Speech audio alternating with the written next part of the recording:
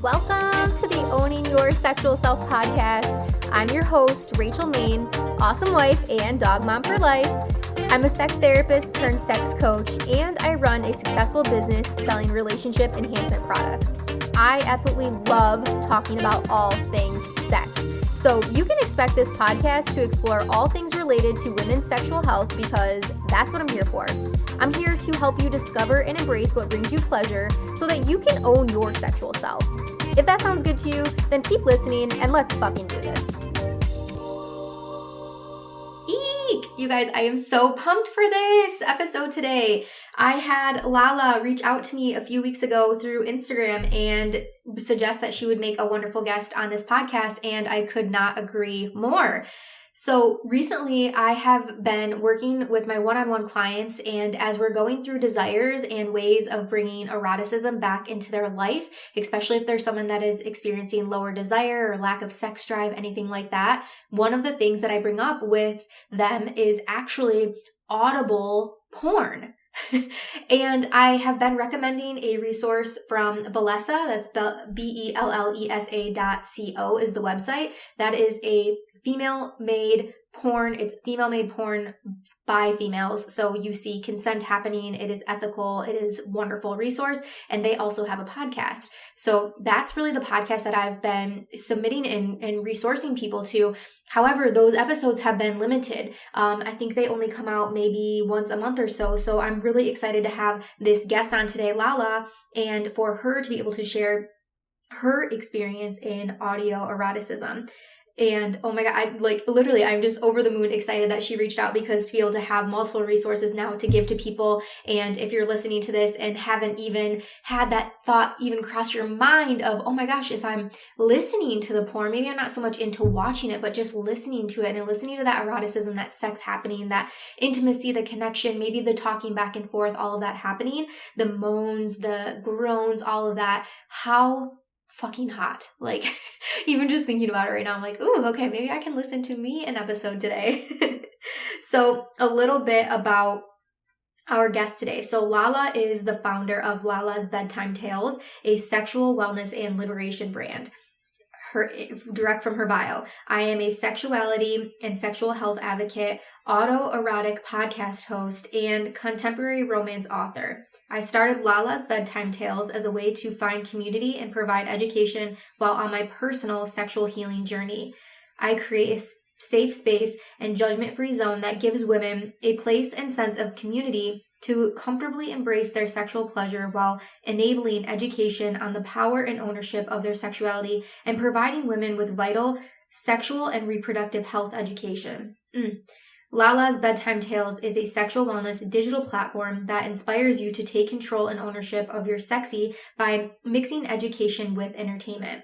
Lala's Bedtime Tales offers erotica and romance literature, sexual health and wellness education from licensed medical professionals, and healthy relationship, romance, and sex advice from sexuality experts. Lala's mission is to destigmatize women's sexuality as a dirty thing and encourage and educate women on ways to enjoy their sexual pleasure and feel confident and sexy in their sexuality. Oh my gosh, all the links here to the podcast, the website, the Facebook group, even her social media. She's on Instagram, Facebook, YouTube, TikTok, and Twitter. You can find her pretty much on all of those under Lala's Bedtime Tales. We'll make sure to link all of these things in the show notes. I am so excited. I'm so excited to dive into this today with Lala. So without further ado, let's jump into this sexy, sexy episode. I know it's about to be, so I hope you all enjoy. All right, Lala, I'm so excited. As I was just saying in the intro, I'm so excited to have you. I think that this is such a wonderful thing that you have created to be able to offer to people. So thank you so much for coming on to the podcast today. I appreciate you. Thank you. I'm so excited to be on here. I love your podcast and I love talking about all things sexy. Yes, same.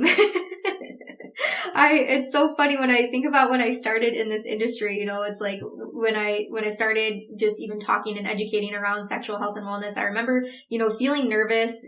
I would talk to friends and stuff about it, and like saying penis and vagina stuff was so normal. But then to be in front of women or in front of people speaking, you get those looks and those insecurities start to tap in. But now, I've been doing this almost 9 years. And like, I could talk to anybody anywhere about the clitoris, their penis, like, any time of day, let's fucking do it. That's awesome. I love that.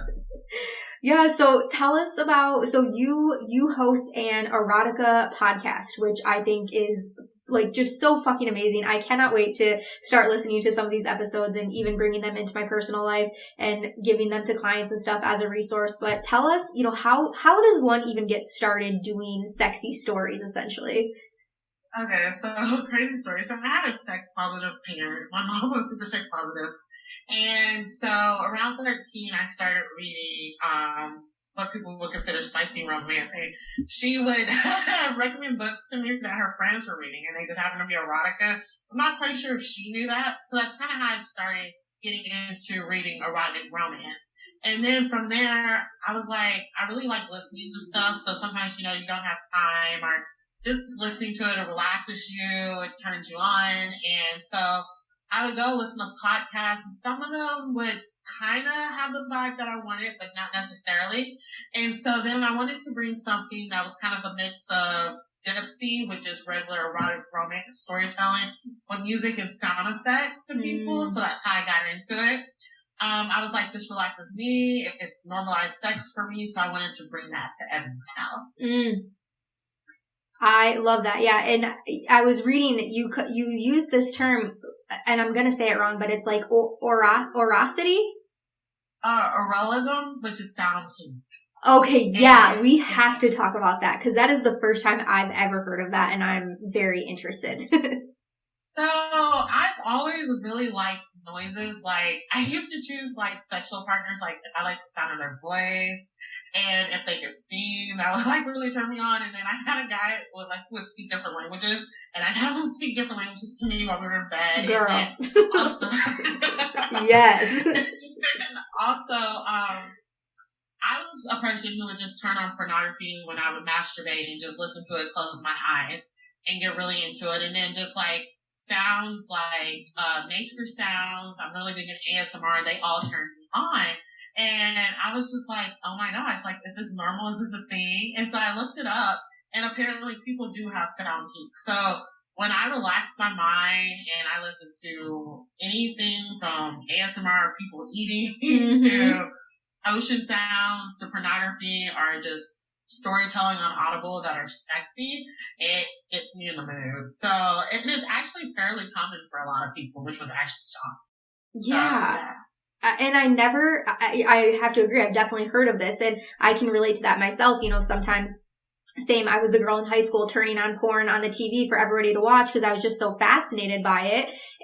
But even now in my own masturbation practices, yeah, a lot of times it is just the audio side of it. I might begin by watching something, and not every time, but I might begin by watching it. And then once my body, I'm able to drop into the sexuality, it's like the phone goes off to the side and I'm doing my thing, just like listening to it, So yeah, I get that completely. Oh my gosh. So tell us, like, in your podcast, how do you specifically bring in sounds and like that side of it, not just the story side? So I use music. It's really big to me. So I use it as kind of like a motif for different scenes in the story. And I try to choose music that's going to be sexy and seductive or mentally relaxing. And then I also use sound effects as well. Like, I'll use water sound effects, nature sound effects, and I'll use female moans, men, like sexy sounds and stuff that you would usually hear in pornography. I'll bring that in. And I feel like that helps, like, with the mind to relax and arouse you. Because, they say, like, the biggest sex organ is the mind. So I feel like if I can bring that in, and, like, if people close their eyes, I want them to be able to listen and envision the scene. And I feel like the music and the sound effects help that. Yeah, absolutely. And it's like, you know, when you're working with sexuality, when you can bring things that touch into all five of the senses. And so for you, it's that sound piece that our brains store memory through our senses. And so being able, I love that just for the visualization piece of this, that is genius. And as people continuously listen to your podcast, they're going to essentially become conditioned to those things and then be able to bring them into their own lives. Right. It's literally so good. I love it. So, all right. So you come from a sex positive home. So your mom is giving you basically these smut books growing up, may or may not know it. I love that. And so then continue the story for us, and how did it become that you started a podcast like this? So for me, mine is I experienced sexual trauma in middle school. And then unfortunately my first situationship in high school, he wasn't the nicest person. So he was emotionally and sexually abusive. And I would be like, this isn't what love is. Like, it's not dirty. Like, it can't be like this. So I would read these erotic romance books, and it normalized sexual pleasure for me. It made relationships seem like they don't have to be negative. And I lived through those books. And that's kind of what I wanted to bring to people as well. Like, they can kind of help you fantasize about different sexual experiences. They can be empowering. I found sexual empowerment through them. And so that was one of the reasons why I wanted to start. Because, like, porn doesn't necessarily show female pleasure as a forefront. And it's not always realistic for human sexuality. And I feel like a lot of times in erotic romance, especially since it's written by women for women, you get more of that. And you're able to fantasize relationships and explore kinks and all different types of stuff by putting yourself in the place of the female main character and having romance stories that you might want to come to life. So that's why I wanted to bring it to the mainstream with other people. Yeah. Yeah. Just as you're saying, living vicariously through them as a way to, probably as a defense mechanism for you, as you said, growing up, going through abusive situations. And I know in your submission for this podcast, you talked about how this type of porn, or listening to porn in this way, can really be a benefit for mental health situations. Would you be able to speak a little bit more on that, either through personal or clients that you've seen? Yeah, so it releases oxytocin and dopamine, those feel-good hormones and emotions, because it reduces stress, helps with anxiety. Like, I'm a really anxious person. And so anytime I've had a stressful day or anxious day, I'll go listen to Erotica, or I'll read it, and it helps relax my mind. And also, I suffered from endometriosis, and through that, I had issues with sexual dysfunction, which I didn't even know you could have before children as a female. And so I had vaginismus, and part of that was I would have to dilate. And it helped me with my breath work and relaxed my mind by listening to erotic content. And so by doing that, it helped me be able to connect with my body, relax everything, and it aroused me to a point to where I could get the dilator in and be able to use it and it not be a stressful situation, which is a huge part of vaginismus, is being able to relax those pelvic floor muscles. And so that was one of the ways that I used as a tool to help me mentally relax, to get in the mood, to be able to help with my reproductive health issues. Yeah. Oh, thank you for sharing that and being vulnerable and sharing those things. I love that, because so many women listen to this show and probably experience some similar things and really don't know where to start, or maybe are just looking for tools to be able to add to their toolbox to help with their own situation. Definitely. And that was a huge thing for me, was listening to arousing content, because you're already, this is going to sound explicit, but you're already trying to get a tool inside of you to help exercise those muscles, and you're inserting into your vaginal canal. And if you're not relaxed or have any arousal, it can be an uncomfortable experience. So bringing in the audio eroticism for that really became part of my routine for dilation, and it helps phenomenally. So. Yeah. And it's funny because I almost want to call it like it's a way of foreplay essentially, but in redefining really what your definition of sex is, foreplay really is also sex, right? It doesn't have to include penetration. So, just incorporating this, but audio erotica comes up for me a lot in client work with women specifically or men, I guess, but mainly my work is with women that are struggling to get in the mood. They're feeling like they can't even recall erotic moments from their life, maybe one or two, but it's really hard for them to get in that eroticism or feel into their sexy. And so I suggest listening to erotica like this while they're driving home from work or going to the grocery store or folding laundry, right? Like the more you can have this in your space and make your space in your world around you sexy, the more that you're going to feel into that vibe. Yes, and I love that you brought that up because one of my favorite things to tell people is foreplay should happen all day. Like, I feel like that helps you really get into the mood. So you can even use it with your partners. Like, there have been times when I've been reading or listening to audio eroticism, and it's start with my partner, and that's how we got into performing different activities. And then also, if I see something hot in a book that I'm reading, I'll screenshot it to him, and I'll be like, "Ooh, let's try this." Or I'll be like, listening to something, and I'll send him like a clip of it and be like, "Oh, hey, like, come listen to this. This is hot. This is sexy." And that helps us both get into the mood, and he loves that. So. Yeah, and also to extend your own sexual creativity, right? Because there are things that you're reading or hearing or seeing in these things that you may have never even heard about, never even thought about, but they spark that sexual curiosity to where, like you're saying, screenshot or share with a partner and saying like, "Hey, like I would love to do this with you. Like let's recreate this." Yes, and also too, I feel like it's a way to enact fantasies in your mind that you might not necessarily want to do with a partner. I feel like that's also a good way to experience different experiences. Like a lot of times people will talk about how they'll watch porn for that, but I know too, like some women, if they're not into adult films, they can get that same experience through reading or listening to audio eroticism, stuff that they might be into, but they may not want to necessarily do in the bedroom. And I feel like that's also a good way to do that. And then also it works as edging as well. Yeah. So, so it helps with that stimulation and the build up that gets you in the mood for, whether it's a solo play or partner play, which I love about it. Oh, yes, edging. One of my favorite things in the world. Gosh, yeah. Okay, so you're just like taking me back now because now I'm thinking, 50 Shades of Grey, or even for me, I'm going to bring it earlier, like the Twilight series. I don't know if you were into Twilight, but I was a huge Twilight fan. Like there are parts of that book that were definitely sexual, right? There was that angst for each other, that back and forth, that passion. And so I remember reading those throughout high school, throughout college, and masturbating, right? Like self-pleasuring from it because I would feel turned on. And usually I was reading, when I was at home alone, like if I was in a relationship, they weren't there. And so it was such a time for me to be able to embrace that side of my sexuality. And now I'm thinking like, fuck, like the books that I'm reading now before bed are about like sex coaching and masculinity in relationships. Like, why am I not reading sexy novels before going to bed?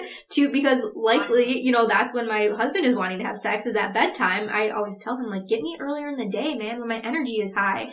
But if I can start to bring more of that erotica at night before bed, and my wheels are just so turned. I'm like, man, I'll probably have more sexy dreams, having this content in my head before bed. Like, yes, and that's also another benefit. It helps improve sleep as well because it releases those good feelings. So if you're having issues getting off to sleep and having sound sleep, like reading or listening to erotic content can help with that as well. Yeah. Do you have any favorite books that you would recommend or series or anything for people to listen to? God. So I have so many. Okay, so I feel like anyone who's interested in bondage or different kind of spicy sexual experiences should definitely read the Sweet series by Maya Banks.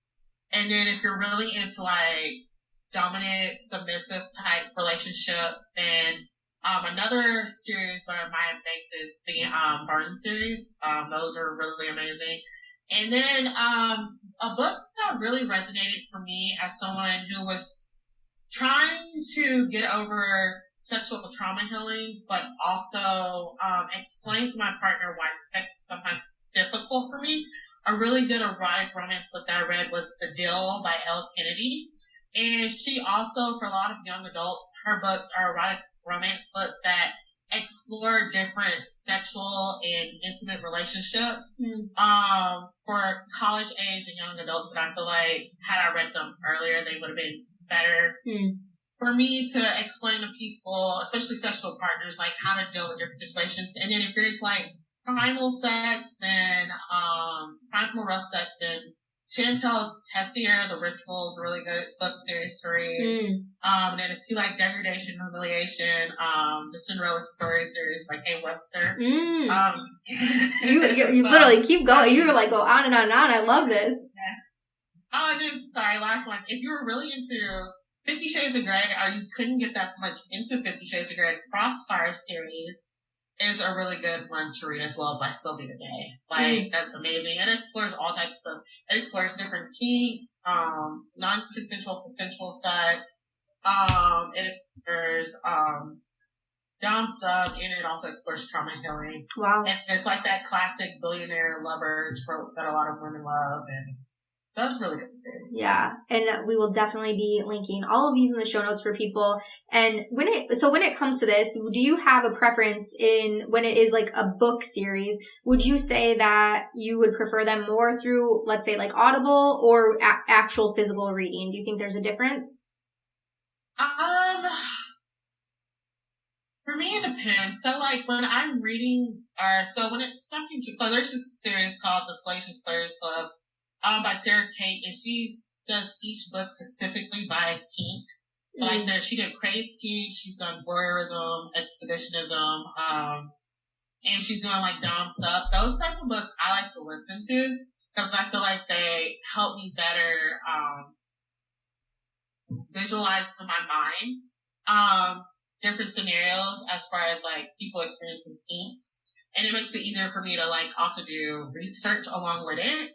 But then when it comes to more, like, trauma healing type books and stuff like that, I feel like words on pages helps connect me more to it. That's more so how I kind of divest between whether I'm going to read it or listen. Okay. Yeah, I like that. That's a good differentiation. In that Burn series that you recommended, I have heard a friend of mine actually did a story, something to do with erotic novels, and that one came up quite a bit. Women were just raving and raving and raving about that one. So I think maybe I'll start with either that one or the Sweet series that you said. Both of those sounded intriguing to me. Yes, the Burn series is absolutely amazing. Like, I love that one. Like, I'll still go back. There's some scenes in there, and it's the trilogy, so it's 2 books. So there's some scenes that are like so hot, I'll just go back and read them, just like get them read. Yeah. Like, oh my gosh. Oh, I love that. So I'll have my highlighter handy just in case, or like some post-it notes to tab the pages. Yeah. Oh, so good. So yeah, and what else do we need to cover when it comes to erotica podcasts or just listening or reading this content? What other benefits do you see, or maybe even challenges if we could go down that road coming up for people? So I feel like a challenge for a lot of people is the stigmatization that sex is dirty. And like a lot of times people are like, oh, those are nasty books or naughty, different stuff. And it's just like, no, it's a way to get you more connected with your sexuality. And it's a better way for you to have exploration of your sexuality. I think it's just bringing it more mainstream that sex is not a dirty thing, especially female pleasure. It's not a dirty thing. And that women experience pleasure and they're entitled to pleasure.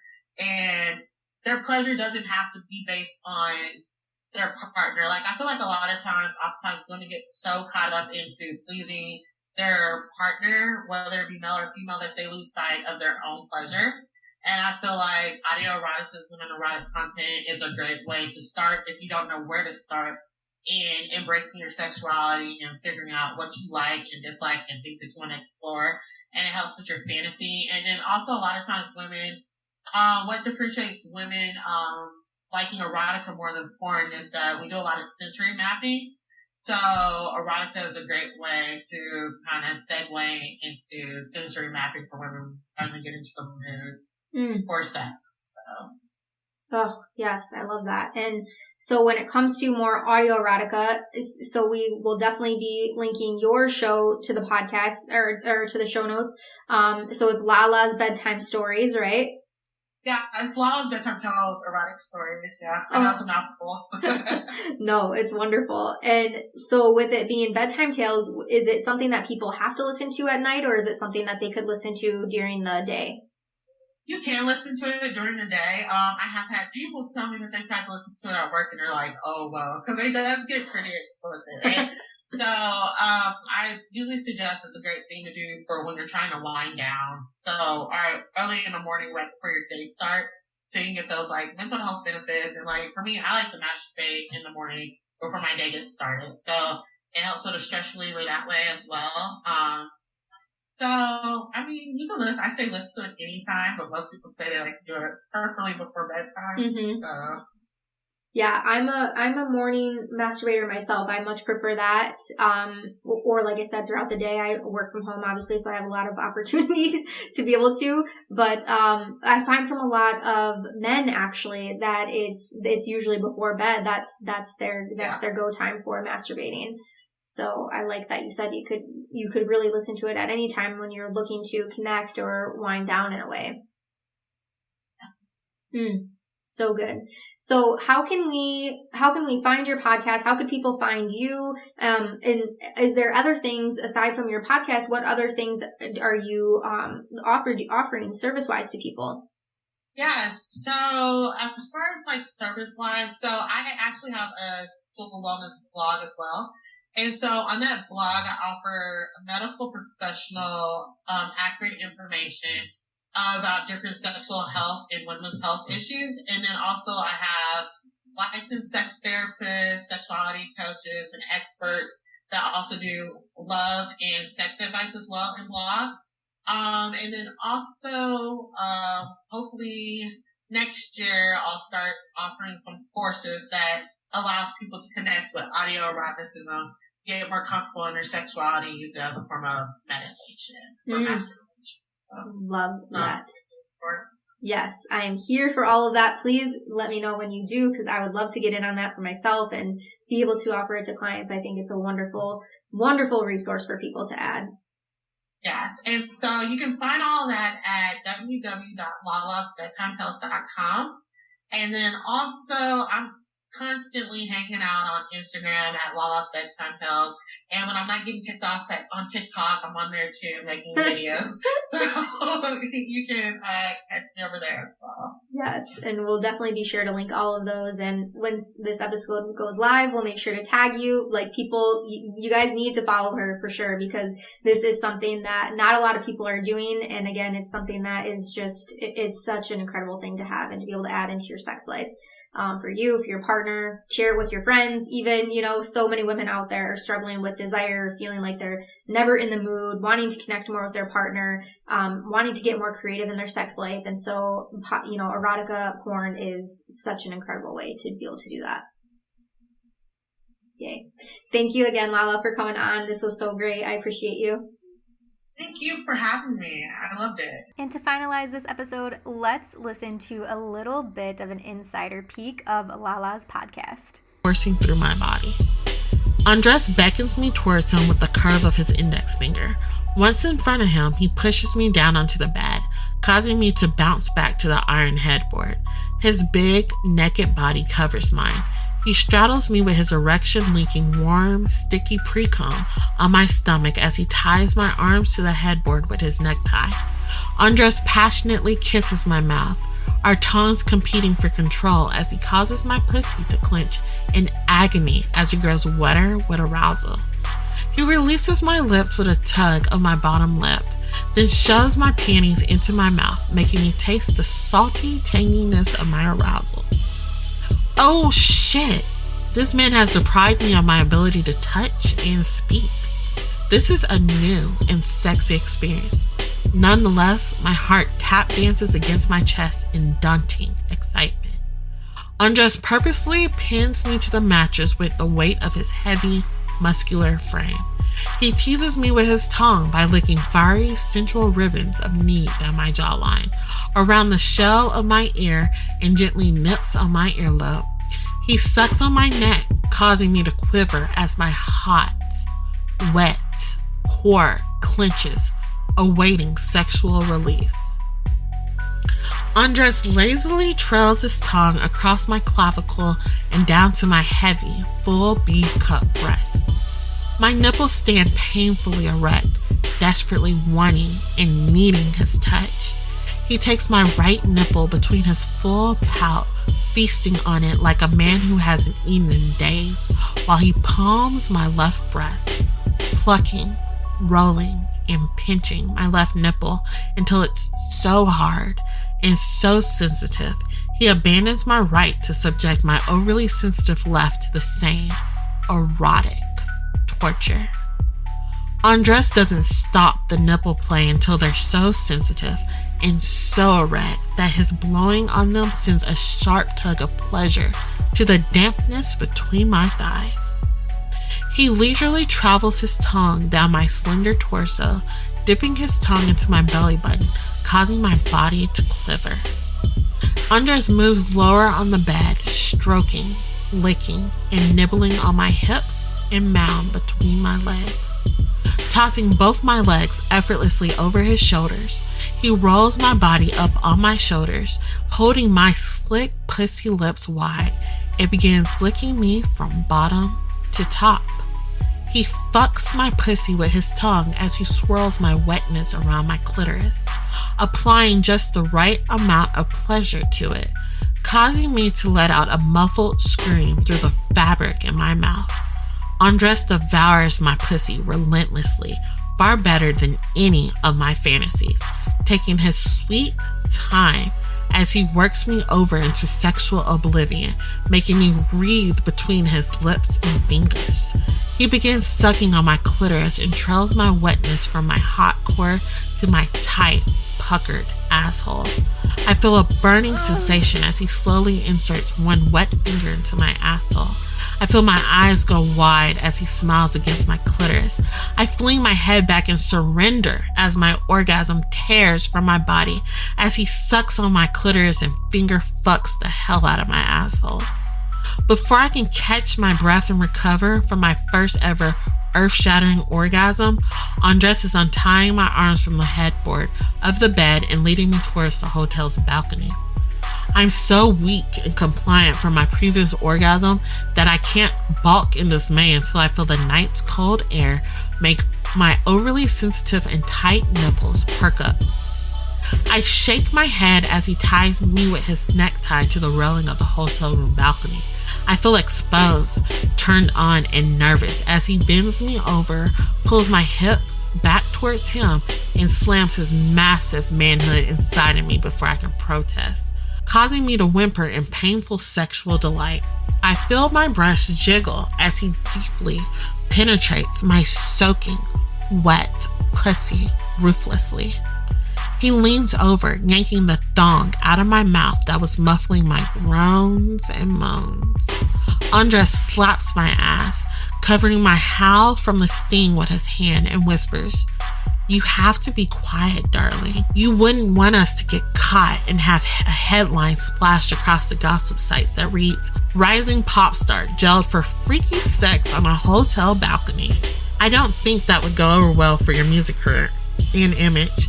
He tweaks my nipples, thrusting erratically as I bite down on my bottom lip to hold back my screams of pleasure. Despite the cold weather, our bodies are slick with sweat. The only sounds in the air are wet, slick noises from him pounding into my aroused pussy and skin-on-skin contact from the way he's fucking me so dirty.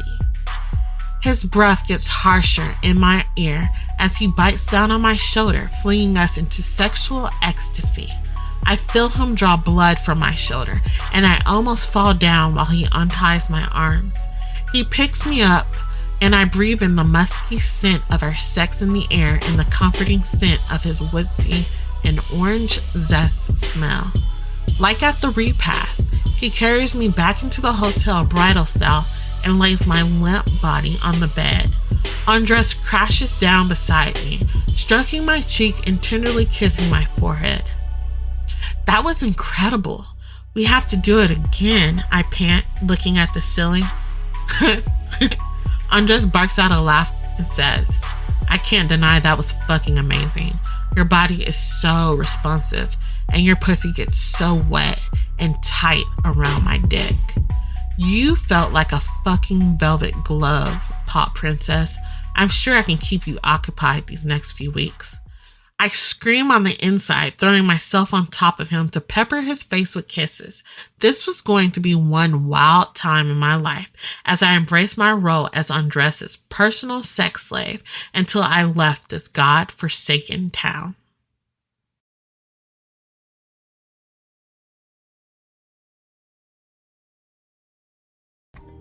Thank you so much for listening to today's episode. If you loved it, be sure to subscribe so you never miss a thing. And if you loved it so fucking much, be sure to leave a 5-star review. I'll see you next week, and until then, keep owning your sexual self.